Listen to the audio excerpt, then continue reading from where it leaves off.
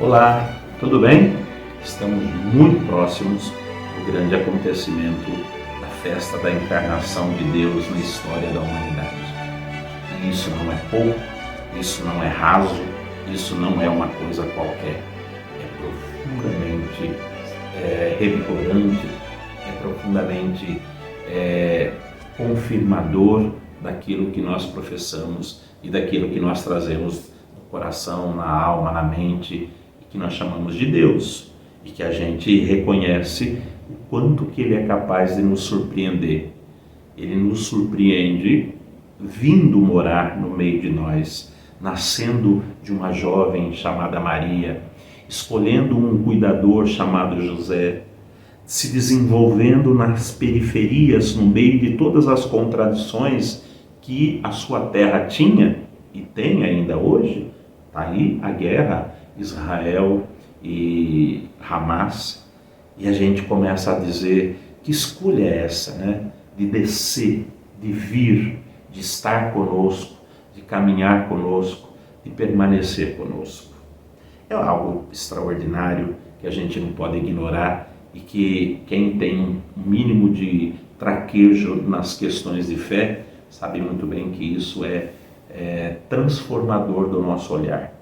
Saber que Deus, podendo romper conosco, escolheu vir em nosso socorro e nos deu o seu Filho, não para nos condenar, mas para nos salvar, é algo que muda tudo na nossa perspectiva existencial.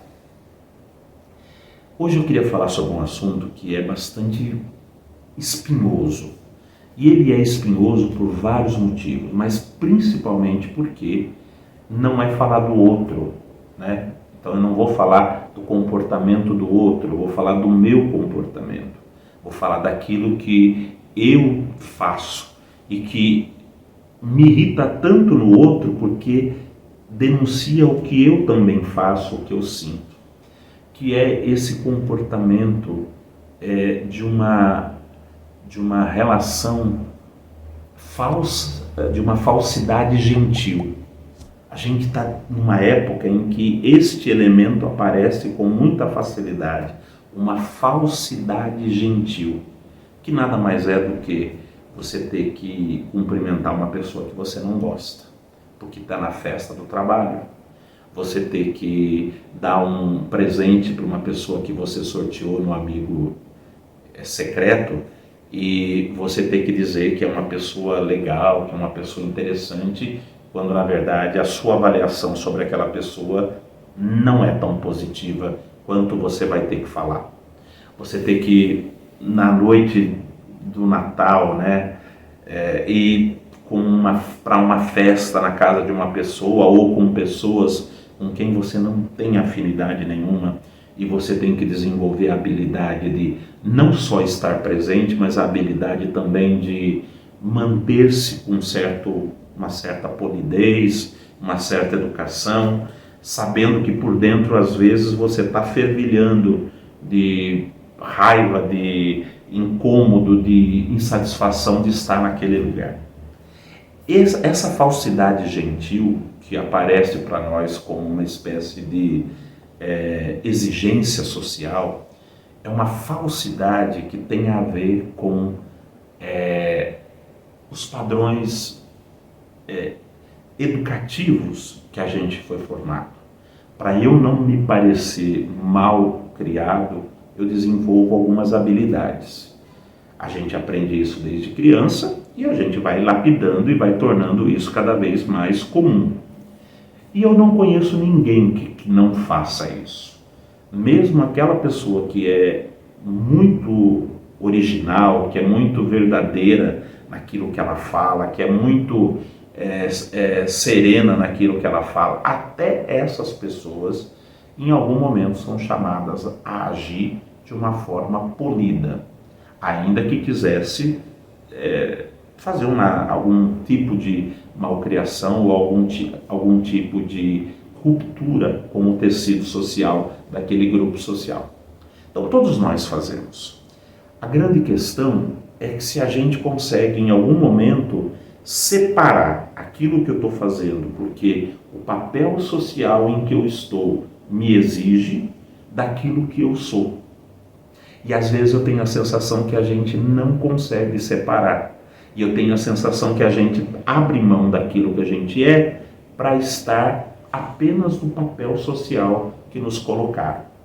E aí a gente começa a lidar com conceitos muito delicados, muito complicados até.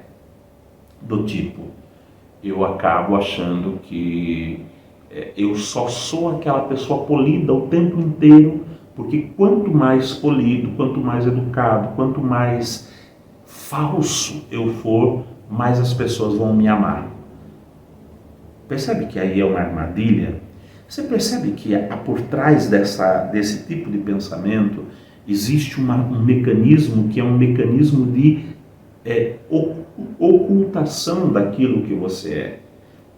Quando, na verdade, a gente tem que aprender uma coisa: aquilo que você é, só você pode ser. Ninguém vai poder fazer ou vai poder existir nesse mundo naquilo que é seu. Então, se eu abro mão de ser o que eu sou, ou de pensar do meu jeito, ou de ter os comportamentos que eu acho que são convenientes, apenas para poder dar uma satisfação social daquilo que as pessoas esperam que eu seja, não porque elas necessariamente vão gostar mais de mim, mas porque isso facilita para elas se relacionarem comigo. Se eu for mais calmo, mais tranquilo, mais sereno, mais educado, mais gentil, para elas vai ser mais fácil. Eu estou estrangulando e estou ocultando aquilo que é a minha essência. E a minha essência é a única coisa que eu não posso renunciar. E por favor, não pensem que eu estou dizendo saiam por aí chutando balde, ou saiam por aí fazendo tudo que der na telha e está tudo bem. Não estou dizendo isso, ainda que eu ache que em alguns momentos isso seja necessário. Mas o que eu estou dizendo é, por que em detrimento daquilo que esperam que eu seja, eu prefiro ocultar, estrangular e omitir aquilo que eu sou de fato para agradar a plateia, para estar sob o aplauso da plateia?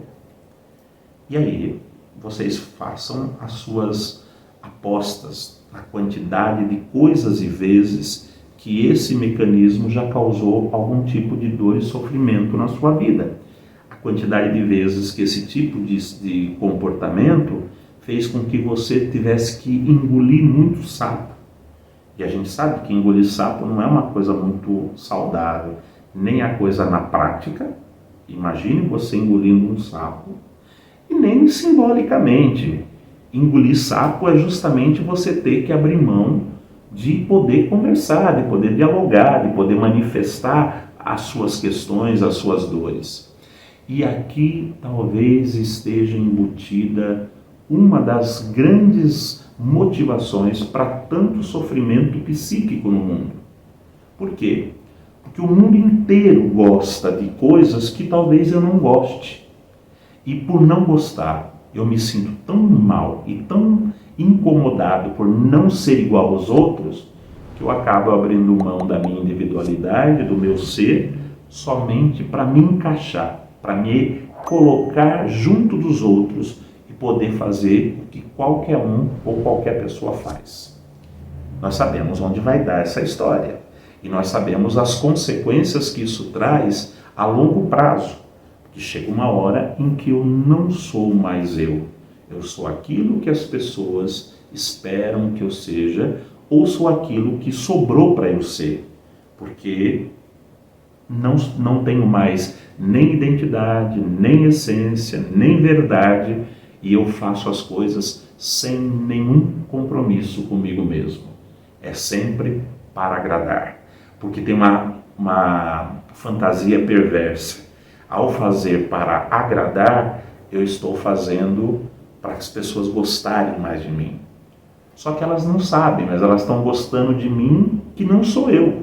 Ela está gostando de um mim que é fantasioso, de um mim que está revestido de uma máscara, que se tornou uma coisa que não sou mais o que eu sou. meus sentimentos, minhas alegrias, minhas dores, são todas maquiadas para se tornarem palatáveis para quem convive comigo. Qual é a fantasia? Sendo assim, todo mundo vai gostar de mim e todo mundo vai me querer bem. Será? Por isso que a gente às vezes é pego se surpreendendo. Nossa, mas fulano era tão quietinho, ele conseguiu fazer isso, hein? Não é? Quando você fica sabendo que aquela pessoa da rua de baixo deu um tiro numa outra pessoa, você não fala assim, mas aquele rapaz, aquela mulher, nunca imaginei que fosse fazer. Pois é, porque nós conhecíamos apenas a máscara, conhecíamos apenas a fantasia. O real mesmo foi ficando tão mal acomodado dentro dela, chega uma hora que sai da pior forma possível. Da forma mais agressiva, mais dolorida, mais sofrível que a pessoa tem e que o seu entorno vai experimentar. Talvez a gente pudesse pensar um pouco sobre isso, né? A gente pudesse falar um pouco mais sobre isso, procurar ajuda, procurar bater um papo com pessoas com quem a gente pode trocar esse tipo de figurinha. Mas a gente poderia também fazer isso dizendo, eu quero saúde, eu quero viver um pouco mais com originalidade, eu quero viver um pouco mais sabendo quem eu sou, sentindo o que eu sinto, percebendo o que eu aprendi e vivendo com generosidade. Tem coisas que eu vou fazer, nem sempre eu vou gostar, mas eu vou fazer. Tem coisas que eu não quero fazer e talvez não faça. E tem coisas que eu adoraria fazer e talvez eu vá investir um pouquinho para tentar fazer um determinado momento da minha vida. Vamos pensar um pouco sobre isso. Natal também é uma oportunidade da gente poder se recolocar no mundo. Assim como Deus se coloca na nossa história, a gente também é chamado a se recolocar na história da humanidade. Se você gostou do nosso vídeo, por favor, deixe o seu joinha. Não é inscrito ainda? Eu estou dizendo, acho que chegou a hora de você se inscrever. E se você puder compartilhar esse vídeo com seus amigos, com seus grupos de WhatsApp, eu fico muito feliz e agradeço muito. Um abraço, fiquem bem, na paz, coragem, ânimo e até a próxima.